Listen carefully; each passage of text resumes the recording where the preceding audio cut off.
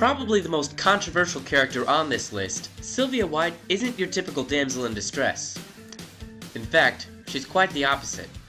She's a manipulative skank who heads an association for organized assassination and uses sex appeal as a tool to get Travis Touchdown to enter the bloodiest competition since the ancient Roman gladiators. At least, that's who she is in the original No More Heroes. The Sylvia from No More Heroes 2 is a far better love interest. Why? Well, for one, she saves you from falling to your death after the final battle. Also, she takes her and Travis's relationship to the next level, both physically and emotionally. And lastly, she isn't your sister-in-law anymore! Say what?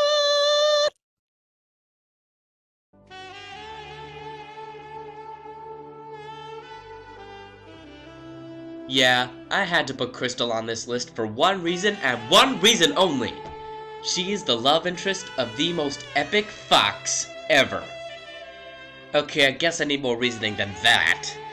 In Star Fox Adventures, she is hard at work outmaneuvering General Scales even before Fox is introduced into the game. She then gets captured and becomes the sort of damsel in distress cliche we all know and hate, but she eventually helps Fox after he frees her. Then in Assault, she's become a member of the Star Fox team, and she'll often help Fox during boss fights and other missions. However, you usually have to help her first. Other than that, though, she's really just a character who stands around and looks foxy. There. I said it. You happy now, David?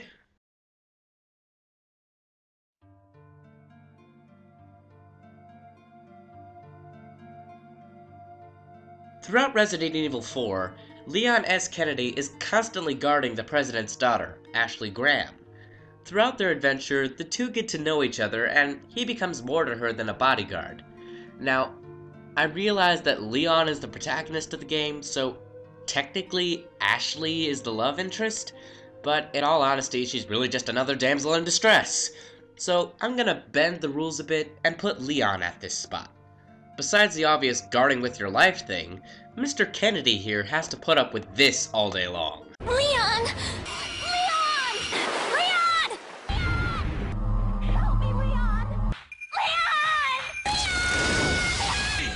Anyone who can deal with that 24/7 has to be very loving and forgiving. Or is deaf. Probably deaf.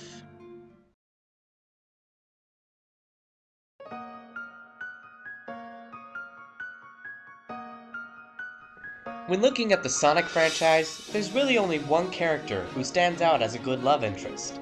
Take a guess who it is. Nope. Nuh-uh. Oh God, no! It's Blaze! Now right here is a perfect template for character development. Blaze started off as a princess of an alternate dimension. She was guardian of the Soul Emeralds and was born with pyrokinetic abilities. But she was always teased when she was younger and became an outcast because of all that stuff.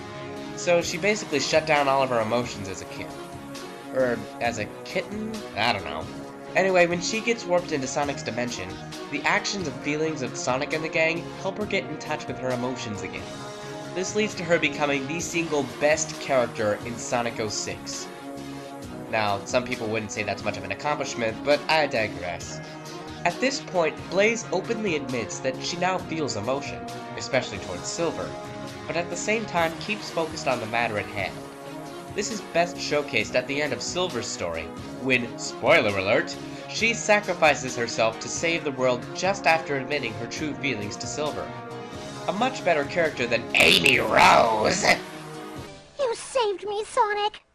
I was afraid I'd never be able to flirt with you again!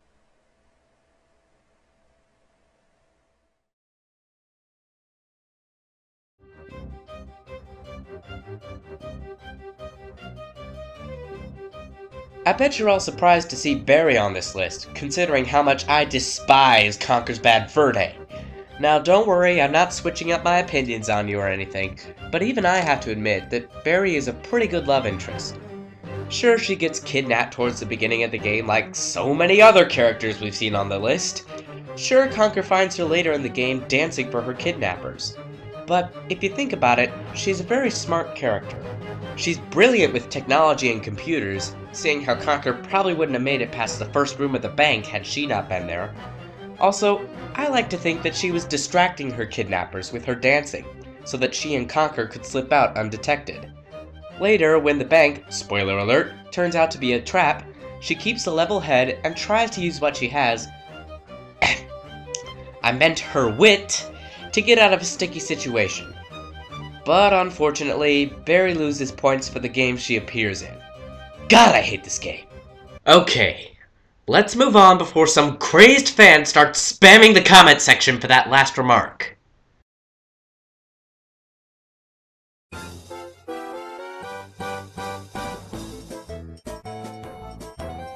Princess Peach. The original, the first, and one of the best. Okay, so most of the time she's just the damsel in distress we all know her to be, and she doesn't really give much in return to Mario except for letters and invitations to the castle. In fact, we've never even seen her and Mario so much as kiss except in fan art. Come to think of it, even the king himself seems to take Mario for granted. But in Super Princess Peach, she returns the favor by rescuing Mario and Luigi from Bowser. Now, Peach will eventually be Queen of the Mushroom Kingdom, and every queen needs a king. So, who's it gonna be? Luigi? Toad? Yoshi? Goomba? Seriously, who's it gonna be? Nintendo, I would like to see you make a new Mario game where Peach becomes queen and actually does something other than be kidnapped. Please? Pretty please? With a peach on top? Ha ha ha! Forget it.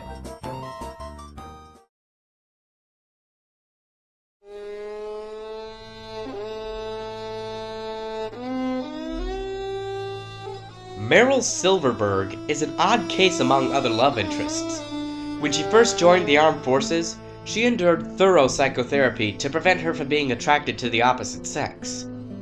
But I guess all that therapy didn't work, because she eventually fell in love with one of Konami's best creations, Solid Snake. She can hold her own with or without a Desert Eagle, she's able to use her mind and work her way out of tough situations, plus she knows her partner enough that she can cover up his few weaknesses when they team up. But even after Snake left her and joined philanthropy, she wasn't done just yet. She created her own team called the Rat Patrol 01 and kept on fighting. So why isn't she any higher? Oh yeah, she married this guy, Johnny Sasaki. I guess Snake just had commitment issues or something. Kinda ironic, isn't it?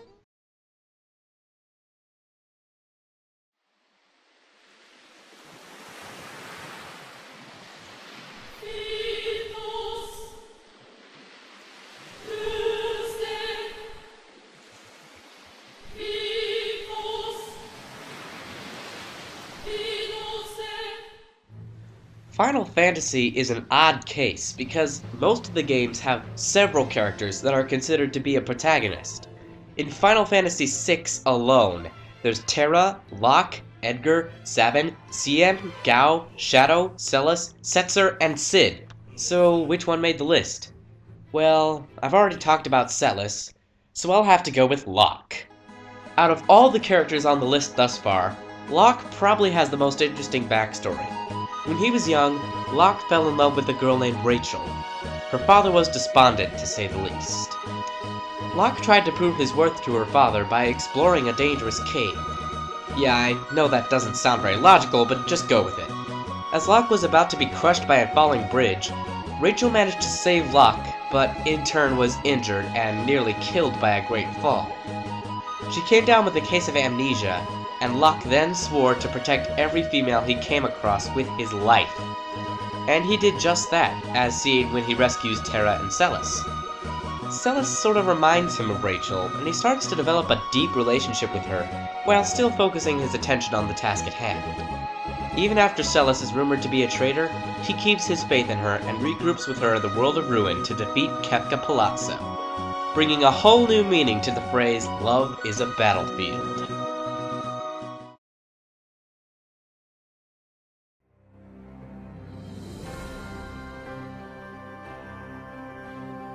It's no secret that I love The Legend of Spyro. So, Cinder.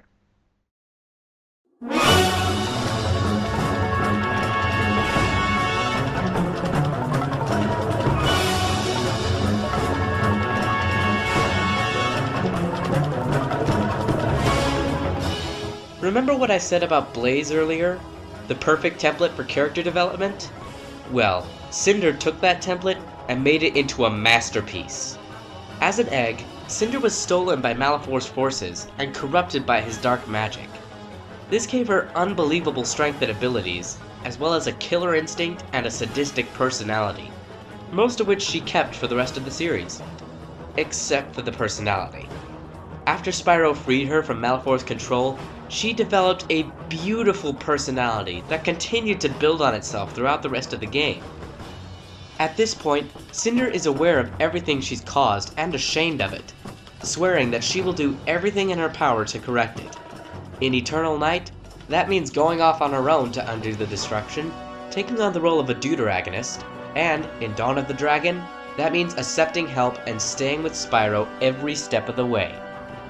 Going back to her personality for a second, Cinder is incredibly intelligent and persuasive, easily manipulating several enemies into believing that she is on their side. Also, even though she does play the role of a damsel in distress on a few occasions, she hates being in such a position, and she's always thinking ahead. Even with all the stuff she and Spyro go through on their adventures, Cinder keeps a level head, an optimistic attitude, a witty mind, and an independent nature. Ah, Cinder, I love your character so much. But unfortunately, you can't be number one. Why? Because the best is yet to come. Honorable mention time!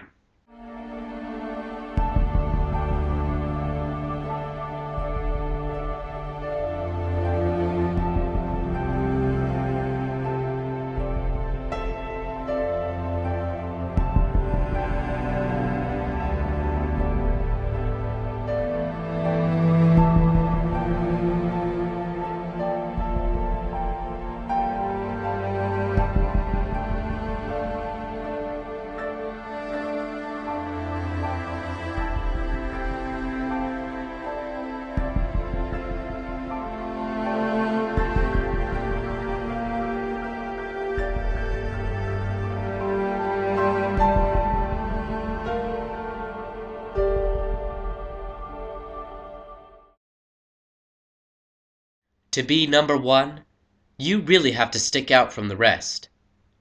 Your personality, your actions, your relationship with the protagonist, and the games you appear in all have to be perfect. Believe it or not, I've found a character who fits all of these attributes to such a degree that one of the greatest franchises in gaming is named after her.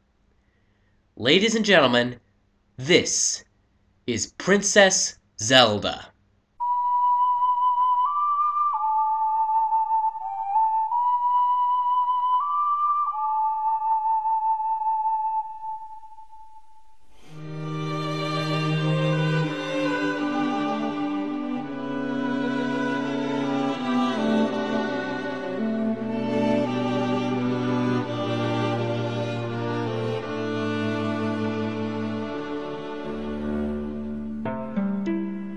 I may love Cinder to death, but Zelda is the very definition of love interest. The heiress of Hyrule, Zelda delivers in almost every aspect of a character. Let's start with her personality. For most of the series, Zelda is very intellectual and strategic, always looking at what will happen in the future as opposed to what is happening right now. She also has a positive outlook on the world and can even be very funny at times. Also, most of her incarnations throughout the series have had magical or psychic powers, including but not limited to teleportation, telepathy, and precognition. This actually gives a reason as to why she's always being kidnapped. This brings us to her actions. Despite being yet another damsel in distress for most of the series, Zelda has always been willing to help Link in any way she can. In Ocarina of Time, Zelda disguises herself as a young Sheikah. She will give adult Link advice and help him on his journey, even teaching him several songs which are necessary for completing the game. In Spirit Tracks, her spirit is separated from her body, yet she still manages to help Link by possessing Phantom Knights to rebuild the Spirit Tracks. In Wind Waker, she starts off as a hardened pirate captain named Tetra, who assists Link on his adventure to find his sister. Even after her royal heritage is revealed, she keeps the same attitude and continues her life as a pirate. In Twilight Princess, she sacrifices her own power in order to save the Twilight Princess. Also, in Four Swords Adventures, Wind Waker, and Twilight Princess, she will assist Link during the final battle with the Arrows of Light. On top of all of this, Zelda's place on this list was sealed with the release of Skyward Sword. This was the first time Zelda and Link were actually shown to have an emotional relationship, and it brought the entire franchise into a new light. You weren't on a quest to beat the bad guy anymore, you were on a quest to rescue Zelda. The video game love interest is more than just a plot device. It is a memorable piece of writing that reaches out to the player exponentially. We've all had experience with love before, be it a simple crush, or something truly beautiful. Whatever they may be, we take those experiences and emotions and incorporate them into the game as we know it. Princess Zelda defines this connection, making her the greatest love interest in gaming.